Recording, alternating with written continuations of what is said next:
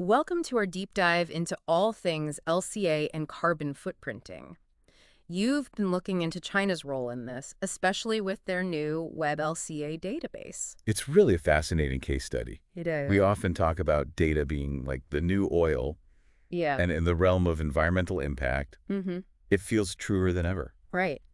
Imagine a future where all of the carbon footprint data of products that are manufactured in China are primarily sourced from their database. Yeah. That's a huge potential shift in power dynamics. Absolutely. And it's a shift that's rooted in the evolution of life cycle assessment itself. Yeah. Which is a concept that's been around for a while, It has. but has really gained traction in recent years. Yeah, and speaking of which, I found it really interesting that the term life cycle assessment was coined back in 1990. Oh, wow. It feels like such a hot topic now. Oh, it goes. That it's surprising to realize that it's been brewing for over 3 decades. It has been around for a while. Yeah. The Society of Environmental Toxicology and Chemistry, or SETAC, they laid the groundwork with their first LCA guidelines in 1993. Okay. So think of it as like creating the first recipe for truly assessing the environmental impact of a product. Yeah. From its creation to its disposal. So early 90s were just starting to gather the ingredients for this environmental impact recipe. Precisely. And as with any good recipe, it's evolved over time. Right. We saw the emergence of ISO standards for LCA, which brought more rigor and comparability to the process.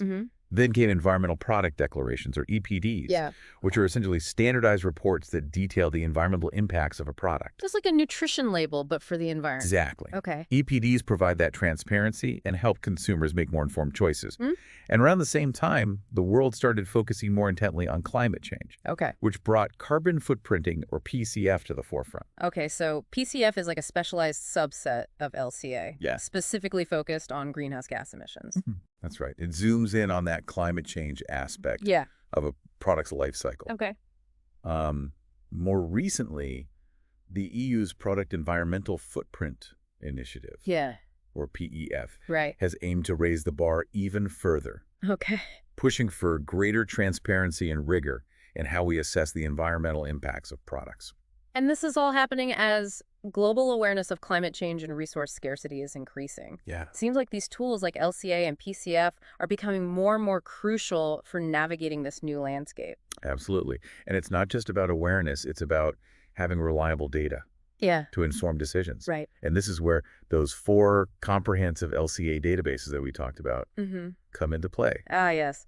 Only 4 databases globally that aim to be independently complete, tracing the entire supply chain back to raw material extraction. Yeah, exactly. It kind of blew my mind when I learned that. Yeah, and it really underscores the significance of China's WebLCA initiative. Right. If they can build a robust and transparent database, it could have a major impact on how companies, especially those relying on Chinese manufacturing, calculate their carbon footprints. And it's not just a government initiative. Right. It's a collaborative effort involving universities and students. They even have this competition, the 7th annual Full Life Cycle Carbon Neutrality Competition, where students create LCA models and contribute to the database. Wow. Yeah, it's pretty cool. That's awesome. It speaks to their commitment to building their own LCA infrastructure rather than relying solely on existing databases. Exactly. And it raises some interesting questions about data security and sovereignty. It does. Right? Like who controls this data and how it's used. Could have major implications beyond just environmental impact. It could. We're talking economic and geopolitical considerations here. Absolutely. The data landscape is changing. Yeah. And it's crucial to understand the forces at play. It is. So I think it would be helpful maybe to take a closer look at WebLCA. Okay. And kind of how it works. Yeah, so when I was researching this, I came across this term LCI datasets. Okay. And I'll admit I'm a little fuzzy on what exactly that means. So LCI stands for Life Cycle Inventory. Okay. And these datasets are really the backbone of any LCA. They're essentially massive detailed records of the environmental inputs and outputs Okay. for a specific product or process. Okay, so instead of just having like a single emission factor Yeah. for, say, electricity generation, Right. you're looking at the entire life cycle of that electricity, Exactly. from the mining of the raw materials to the operation of the power plant and even the disposal of waste products. Precisely. It's about understanding the full picture, Okay. not just a snapshot. Okay, that makes sense. Yeah. But with so much data involved, how can you be sure it's all accurate? I mean, there's a lot of room for error, right? You've hit on a crucial point. Yeah. Data quality is absolutely paramount in LCA. Mm-hmm. If you're working with bad data, Yeah. your results will be unreliable. It's like building a house on a shaky foundation. Right. So how do we make sure that data foundation is solid? Right. Tell me more about this uncertainty analysis you mentioned earlier. Yeah. So uncertainty analysis is a key tool in LCA that helps us evaluate the reliability of our results and identify areas where we need more or better data. Okay. And it goes beyond simply providing a range of possible values Right. for the carbon footprint. Yeah. It delves into the quality of the data itself. So it's not just about having a number. Right. It's about understanding how confident we can be in that number. Exactly. Okay, what are some of the factors considered in this analysis? So WebLCA, for instance, considers the source of the data, the sample size, Okay. the technological relevance, and several other factors. Okay. It aims to provide a more nuanced understanding of the data's reliability. So it's all about transparency and traceability and making sure you can follow the data trail back to its source. Yeah.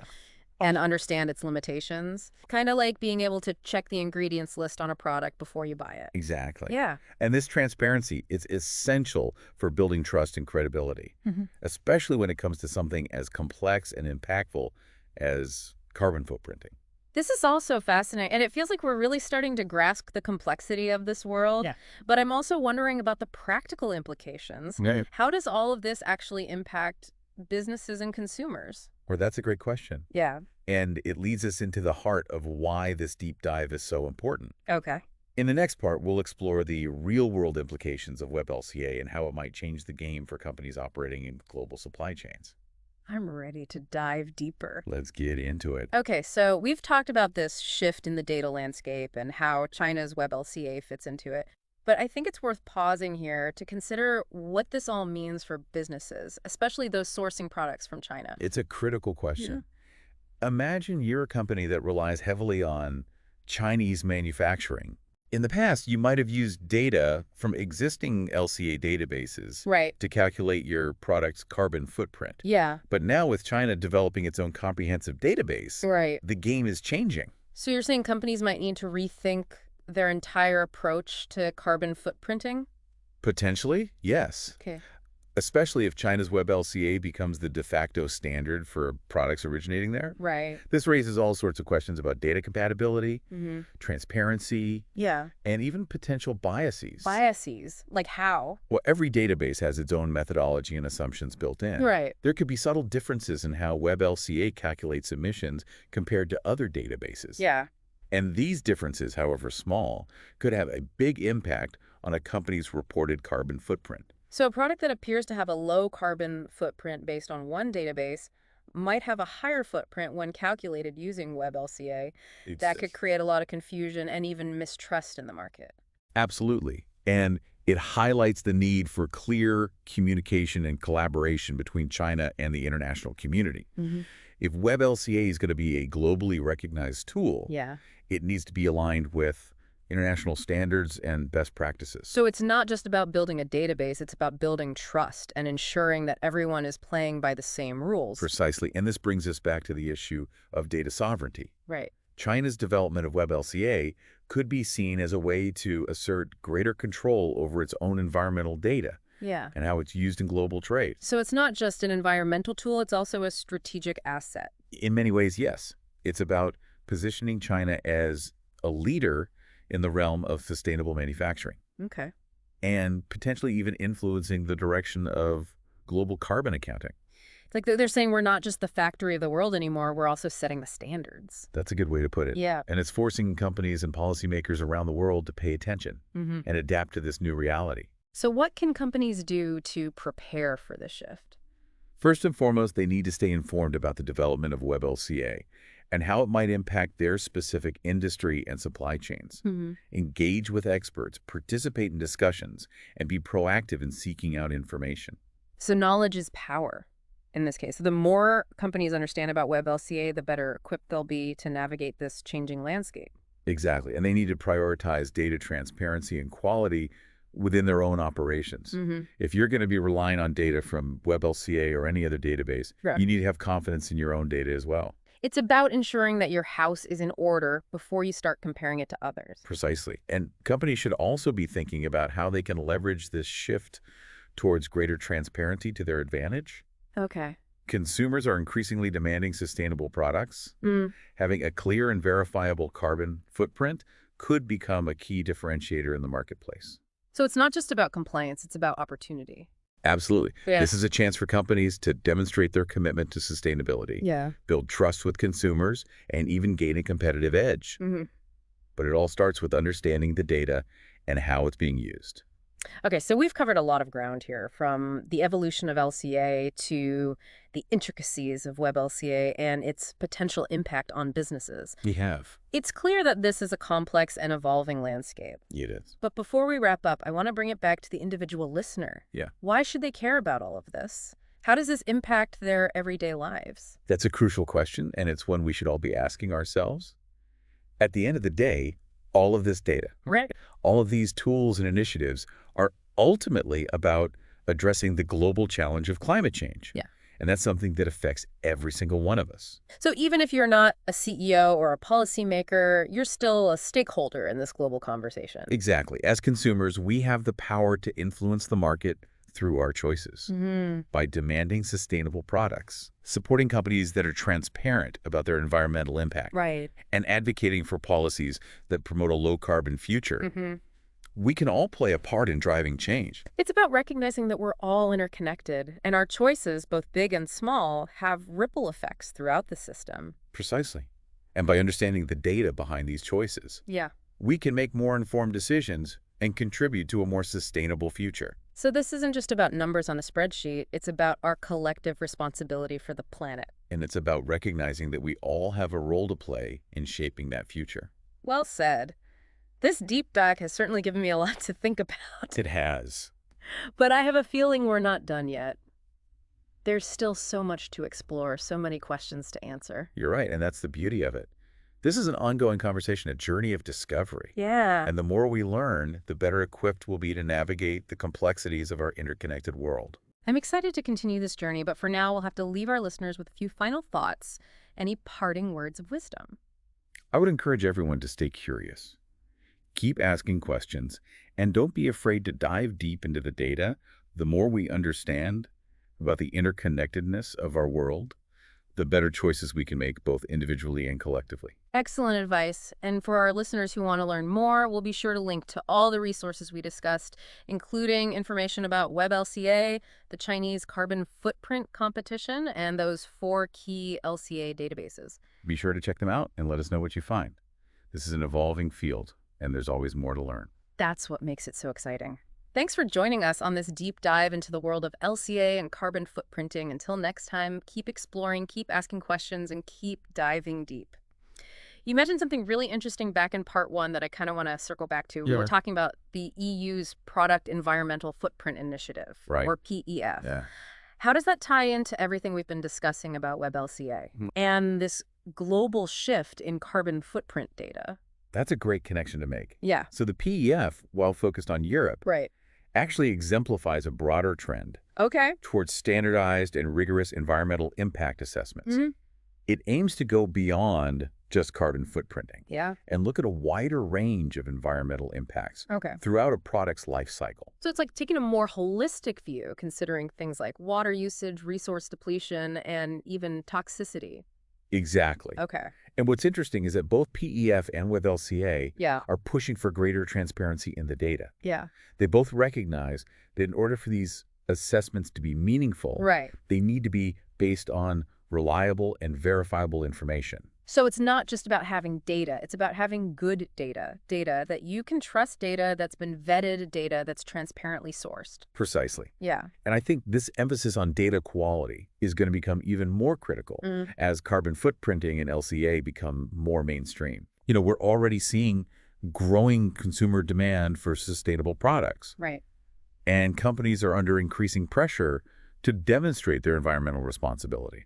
And with initiatives like PEF and WebLCA emerging, it seems like the tools and frameworks for measuring and reporting environmental impact are becoming more sophisticated. They are, and this is creating a really interesting dynamic. Yeah. On the one hand, you have this push for greater transparency and standardization. Right. But on the other hand, you have these geopolitical considerations with China's WebLCA potentially becoming a major player in the global data landscape. So it's a bit of a balancing act. It is. Trying to promote global cooperation while also navigating these national interests and potential data sovereignty issues. Exactly. And this is where I think the EU's simplified data quality rating, or DQR method, becomes really relevant. Okay. It offers a streamlined approach to data quality assessment that could potentially bridge some of these gaps. I remember you mentioning DQR earlier, but I have to admit I didn't quite grasp its significance. Yeah. Can you elaborate on that a bit? Sure. So the traditional approach to uncertainty analysis in LCA can be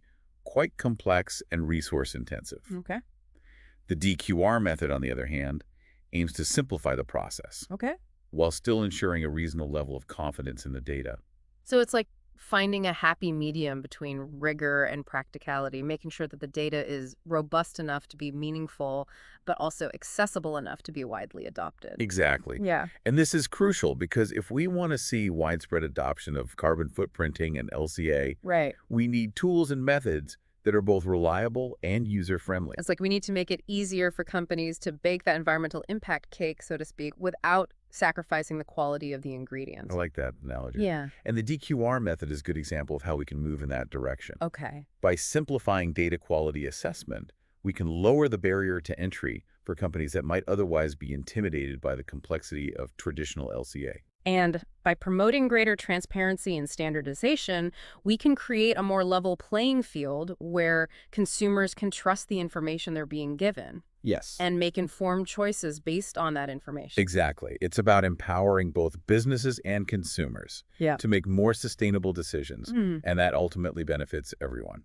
This deep dive has been incredibly insightful. We've covered so much ground, from the historical evolution of LCA to the emergence of WebLCA and the implications for global trade and data sovereignty. Yeah, it has been a really interesting conversation. We even explored the nuances of data quality assessment and the EU's innovative DQR method. Yeah, for sure. It's been a fascinating journey, and I hope our listeners have found it valuable as well. Me too.